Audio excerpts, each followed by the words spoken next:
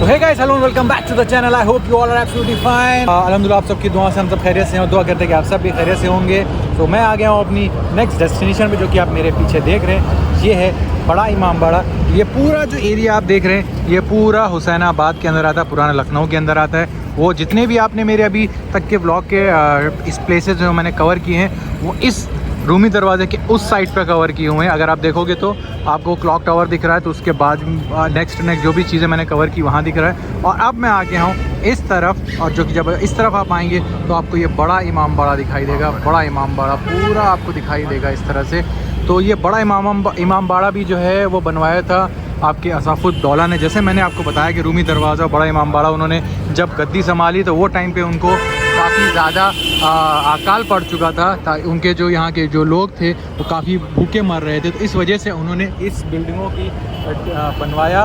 दिन में बनवाते थे और रात में उनको तोड़वाया जाता था, जिसके वजह से उनको रोज़गार और काम का ज़रिया मिलता था और वो अपने काम से करके पैसा कमाते थे और अपने डेली की ज़रूरतों को पूरा करते थे। इस तरह के वो टाइम के लोग थे जो अपनी प्रजाओं के बारे में सोचते थे। तो चलो अंदर चलते हैं और इस बड़े इमामबाड़े को भी एक्सप्लोर करते हैं अंदर चल के।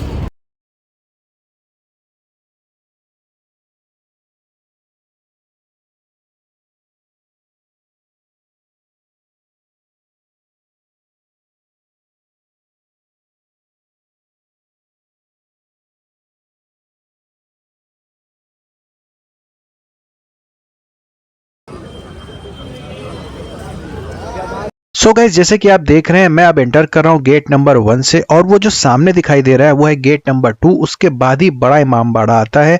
जैसे ही गेट से आप एंटर करेंगे तो आपको यहाँ अच्छा से एक छोटा सा कंपाउंड दिखाई देगा, जहाँ पे प्लांटेशन आप देख सकते हैं, काफी खूबसूरत लग रहा है। और ये जो आप देख रहे हैं इसका बैक साइड है, जहाँ से हमने एंटर किया है।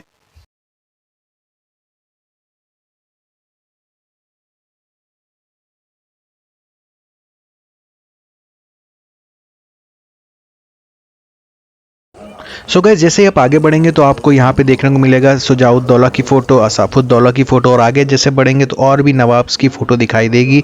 तो ये कुछ ऐसे इस तरह की लोकेशन है उस कैंपस में, जहाँ पे टूरिस्ट जो होते हैं कोशिश करते हैं कि वो फ़ोटो क्लिक कर सके। जैसे कि आप यहाँ पे भी देख रहे हैं लोग फ़ोटो क्लिक कर रहे हैं, बट आप मेरी वीडियो के बैकग्राउंड में अगर सुनने की कोशिश करेंगे तो वहाँ कंटिन्यू वहाँ पर अनाउंसमेंट हो रहा था कि यहाँ फ़ोटोग्राफी वीडियोग्राफी अलाउ नहीं है। बट फिर भी मैंने कोशिश किया है कि जितना मैं कर सकूँ।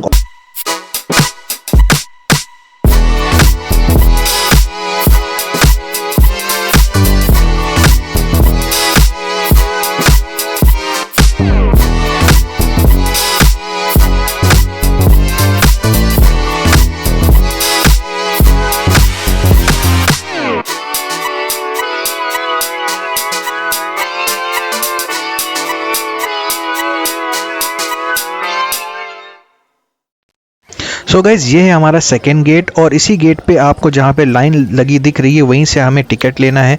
तो वहाँ से मैंने ये टिकट ले लिया था, और इस टिकट में आपको 3 तरह की एंट्री मिलेगी।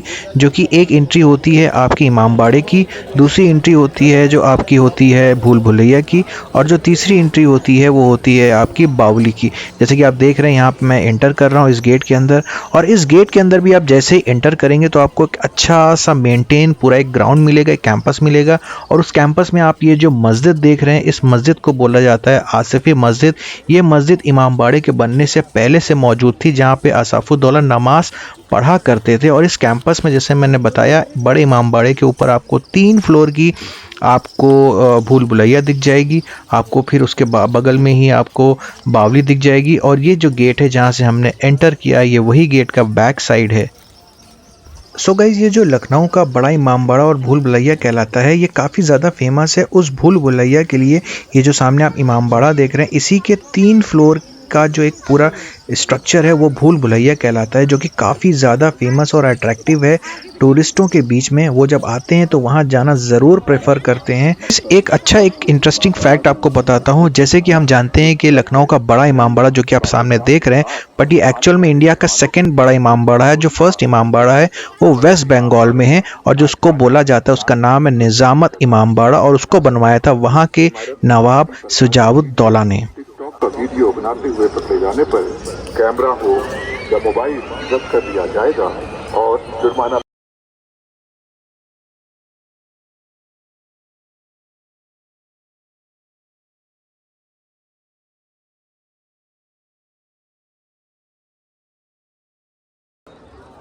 सो गाइस अब हम आ गए थे अपने इमामबाड़े के एंट्री गेट पे। वो हमारा जो सेकंड एंट्री गेट था वो औसाफी मस्जिद थी, और ये जो आप देख रहे हैं ये मेन इमामबाड़ा है, और इसी के 3 फ्लोर ऊपर इसके अंदर से जो स्ट्रक्चर बना उसी को बोलते हैं भूल भुलैया। अभी आप मेरे आने वाले व्लॉग में ज़रूर देखेंगे वो भूल भुलैया भी। बाकी ये जो लाइन देख रहे हैं ये बड़े इमामबाड़े के अंदर जाने की लाइन है, यहीं से लोग अंदर जाते हैं। और ये जो आप देख रहे हैं ये है भूल भुलैया का जाने का रास्ता। तो जो गाइड होते हैं वो यहाँ से लेके जाते हैं दिखाते हुए, और अंदर ही अंदर से वो आपको भूल भुलैया के ऊपर लेके जाते हैं। सो गाइस फाइनली अब हम आ गए थे इमामबाड़े के अंदर। जैसे कि आप देख सकते हैं कि यहाँ पे काफ़ी लोग थे, बट यहाँ पे भी वीडियो और फोटोग्राफी अलाउ नहीं थी, बट फिर भी मैंने कोशिश किया जितना मैं आप सबको दिखा सकूँ।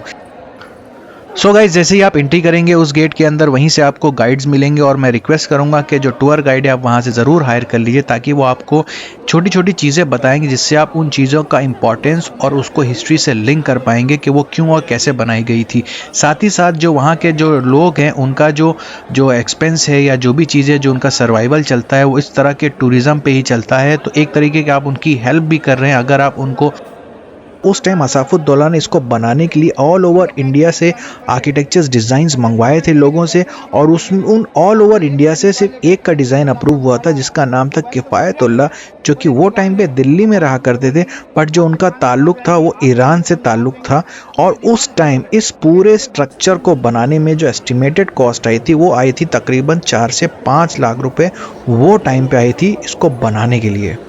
सो गाइस इसका और भी इंटरेस्टिंग फैक्ट आपको बताता हूँ। जैसे कि आप इसकी जो पूरी लंबाई है, लेंथ है, ये 50 फीट लंबी है और 60 मीटर चौड़ाई है इसकी, और 15 मीटर की इसकी ऊंचाई है। इसकी जो पूरी रूफ है ये बिना सरिया और बीम के बनी है, वो टाइम पे जिस टाइम पे सीमेंट और बालू का यूज़ ही नहीं हुआ करता था।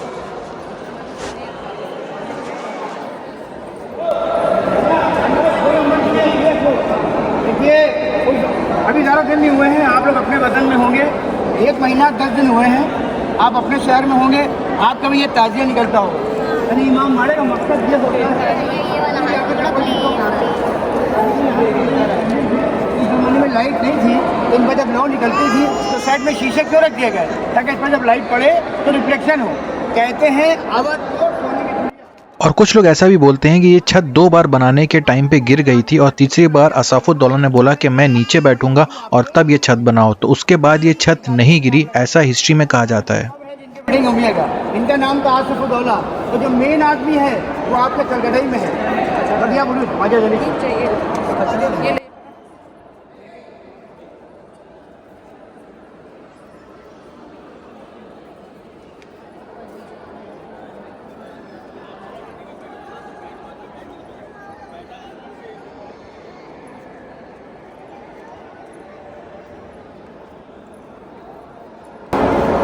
भैया आराम से, आप आराम से आइए, कोई जल्दी नहीं। जब आप करीब आएंगे तभी हम बोलेंगे, आप बेफिक्र रहिए। इसमें बच्चे भी चल रहे हैं। कुछ बात ऐसे बच्चों की मतलब ये है, ये पढ़ते हैं। देखिए कभी कभी एकदम से स्कूल में सवाल होता है कि ये बताइए कहाँ मिलाया गया। सुनिए, ये जो आप लोहा, सीमेंट, मोरंग, ये तीनों चीज़ें मजबूती की हैं, और ये न था तो बड़ी बड़ी इमारतें बन गई, और ना मशीन थी, सामान पहुँच गया। गन्ने का रस, अंडे की जर्दी, पिसा हुआ सिंगाड़ा और बेल, ये सब मिला कर इमारत बनाई गई है। और ये ऊपर जो आवाज़ सुनाएंगे कुछ मसाले आवाज़ को कैच करेंगे और कुछ दीवार हल हो। तो हमने कहा पहले आपको इमामबाड़ा बता दो, उसके बाद ऊपर चलेंगे। एक चीज़ और देंगे, ऊपर चलेंगे। भैया आप कहाँ गए बेटा? भैया 2 टिकट आपके हमारे पास थे, बाकी सबके टिकट आई थे।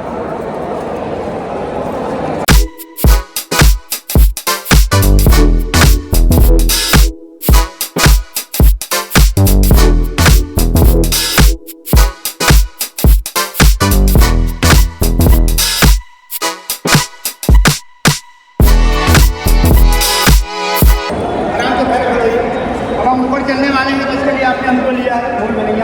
मगर ऊपर एक चीज़ सुन के चलिए। लेकिन नवाब साहब को फलों में फल बहुत पसंद है, फल वो है खरबूजा। तो ये खरबूजे का आकार दिया है। लेकिन जैसे ही यहाँ पर आइएगा तो आपका मतलब का भी काम होगा। यहाँ मना करते हैं फोटो ना खींचिए, और जब सबसे ऊपर पहुँचिएगा, अगर आप लोग कभी जयपुर गए हों या आप लोग का जाना हो हवा महल, हम वो गेट जो दिखाएंगे वहाँ पिक्चर निकालिएगा। वहाँ